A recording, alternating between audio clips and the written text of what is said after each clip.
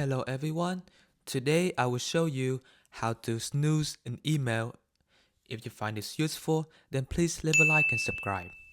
So, assuming that you have a Google account or a Gmail, you need to go to the Gmail app, click on Gmail app, and then let's say you want to read this email at some other days. You want the Gmail to remind you about this email. What you have to do is you just have to swipe left on that email.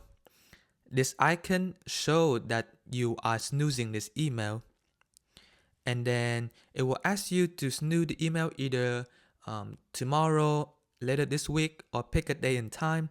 I would just pick a day and time. Let's say I want this email to pop up again on May the 16th, and then I will click on save. And then when you go to the three bar at the top left and then go to the snooze, you will see that this email has been snoozed until Friday. This means that this email will pop up again in your inbox on that day. And if you find this useful, then please leave a like and subscribe.